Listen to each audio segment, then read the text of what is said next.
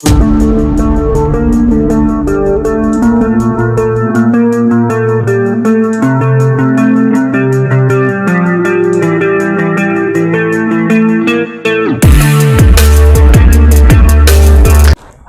selamat malam buat teman-teman semua. Gimana kabarnya di hari ini? Semoga kalian sehat selalu ya.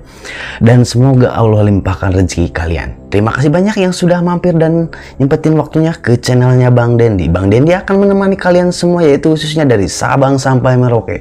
Jadi buat teman-teman semua jangan kemana-mana, pantengin saja terus ya di channelnya Bang Dendi, di video-videonya terbarunya Bang Dendi. Oke guys? Dan kali ini gua akan mereaction lagi, yaitu yang berjudul Menang Mutlak Ruben Onsu gandeng Hotman Paris, rebut hak asuh anak Sarwenda dan Gio resmi terusir.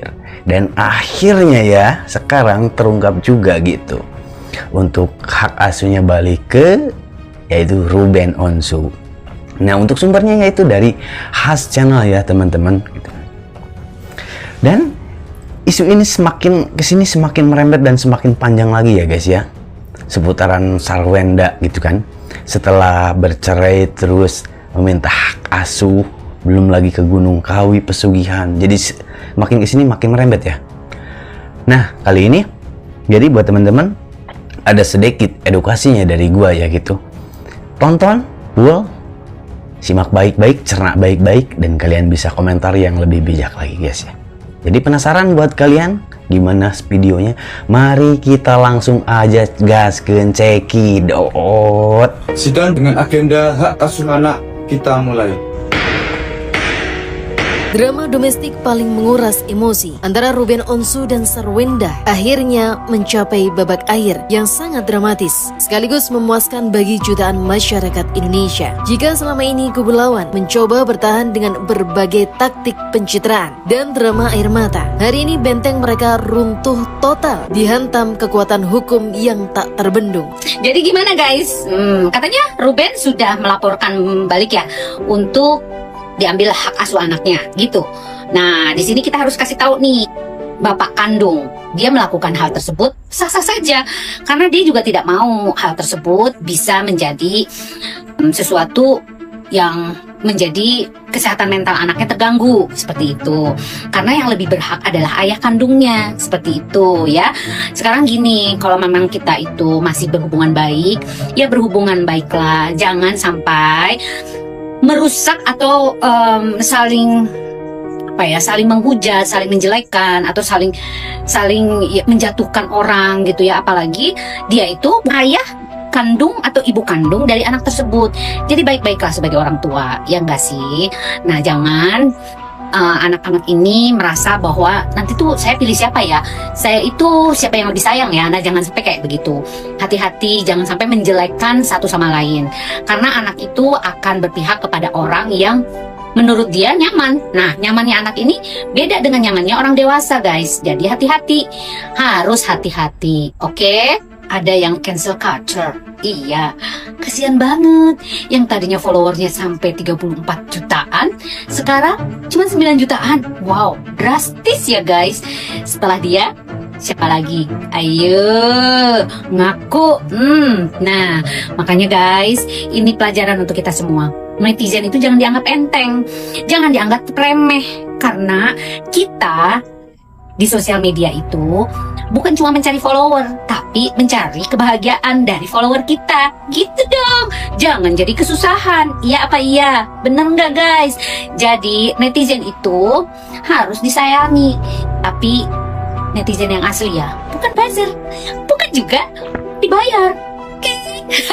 Jatuhnya hak asuh anak secara resmi dan mutlak kepelukannya di bawah Undang-Undang Pernikahan dan Perlindungan Anak. Biasanya anak di bawah umur akan lebih condong diberikan kepada ibu kandung. Namun berkat strategi hukum yang sangat jenius dan rapi dari Hotman Paris dan Minola Sebayang, pengadilan melihat realita yang berbeda. Hotman dan Minola berhasil meyakinkan majelis hakim dengan membawa tumpukan bukti kuat mengenai ketidaklayakan lingkungan moral di sekitar anak jika terus bersama bersama Sarwenda. Mulai dari fakta video romantis di luar batas yang sempat dibongkar oleh Onyo, dugaan penyalahgunaan dana nafkah anak sebesar 200 juta, hingga keberadaan sosok Gio membawa dampak toksik bagi psikologis anak-anak. Keputusan hakim ini menjadi penegas bahwa hukum di Indonesia sangat memprioritaskan tumbuh kembang anak di bawah asuhan seorang ayah yang bertanggung jawab dan berintegritas tinggi seperti Ruben Onsu. Masuk ke pokok kedua yang paling bikin netizen bersorak gembira. Perintah pengosongan rumah mewah peninggalan Ruben. Selama ini publik dibuat geram melihat pemandangan di mana rumah megah yang dibangun dari tetesan keringat, darah dan air mata Ruben Onsu saat bekerja keras sampai jatuh sakit justru dijadikan tempat bernaung dan bermesraan oleh Sarwenda bersama pacar barunya. Netizen menganggap tindakan tersebut benar-benar tidak tahu malu. Namun sekarang fasilitas gratisan itu resmi dicabut. Begitu hak asuh anak jatuh ke tangan Ruben, hak tinggal Sarwenda di rumah tersebut otomatis gugur secara hukum karena aset tersebut dibuktikan sebagai modal mutlak milik Ruben demi masa depan anak-anaknya. Hotman Paris dan Mino Lasbayang langsung bergerak cepat melayangkan desakan eksekusi pengosongan properti. Netizen Indonesia. Oke guys, jadi video yang gua simak dan gua tonton barusan seputaran yaitu jatuh hak asuh ke Ruben Onsu gitu kan. Ya akhirnya jadi bumerang ya. Jadi kemakan diri sendiri gitu kan ya. Dengan ucapannya Sarwenda gitu kan ya. Nah, seharusnya misalkan untuk kedua belah pihak jangan seperti itulah ya gitu. Mau apa lagi gitu kan ya. Yang penting seorang ayah udah berhasil mau menafkahi anaknya walaupun sudah bercerai juga gitu. Nah, jadi menurut kalian gimana gitu? Coba bantu komentar di sini lebih ramaikan lagi, oke guys? Jadi mari kita lanjutkan lagi ke videonya. Check it out. Harus tahu ya, ada yang ketar-ketir. Gugatan hak asuh anak oleh Ruben Onsu sudah dimasukkan ke pengadilan. Katanya sih tanggal 15 Juli nanti sidangnya akan dimulai. Semoga ya hak asuh ketiga anaknya Ruben Onsu jatuh kepada Ruben Onsu biar mereka bisa bahagia. Bang Ruben yang tulus hatinya baik juga bahagia. Tenang, tenang, bahagia. Kita sebagai netizen Indonesia harus selalu mengawalnya. Dan kita doakan bersama semoga hak asuhnya jatuh ke tangan Ruben Onsu. Yang mendukung Ruben Onsu komen amin ya. Amin. Salam kompak netizen Indonesia. Namun ketegasan Ruben Onsu yang didukung penuh oleh Hotman Paris dan Mino Lasbayang terbukti tidak bisa digoyahkan oleh air mata buaya. Ruben memilih menutup rapat pintu maaf karena baginya keselamatan mental anak-anak dan harga dirinya sebagai kepala keluarga jauh lebih berharga daripada memberi kesempatan kepada orang yang telah mengkhianatinya. Langkah hukum ini menjadi tamparan sosial yang sangat keras. Sekali mengkhianati PR yang tulus, maka bersiaplah kehilangan segalanya. Ketika ketulusan seorang Ruben Onsu disia-siakan demi mengejar kesenangan egoistis bersama pria seperti CEO, maka akhir ceritanya adalah kehancuran reputasi, kehilangan hak asuh anak, dan terusir secara memalukan dari rumah yang bukan haknya. Gio yang kemarin diisukan bangga bisa menggeser posisi Ruben, kini harus menanggung urat malu karena dipaksa angkat koper di bawah pengawasan hukum Hotman Paris. Hubungan yang dibangun di atas luka orang lain kini terbukti berakhir tragis di tangan hukum perdata dan pidana. Ruben Onsu kini bisa bernafas segar mengemban kembali haknya dan memulai lembaran hidup yang baru dan bersih bersama anak-anak tercintanya.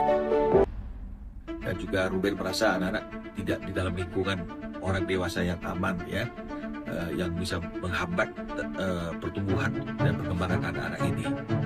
Benar, Ruben Samuel Onsu telah mengajukan gugatan ke Pengadilan Negeri Jakarta Selatan yang ditujukan kepada Sarwenda, terdaftar pada nomor register 756 PDTG 2026 PNJKT Sel yang didaftarkan kemarin pada hari Rabu pukul tanggal 1 Juli 2026 dengan melalui kuasanya Dr. Minola Sembayang SAMH.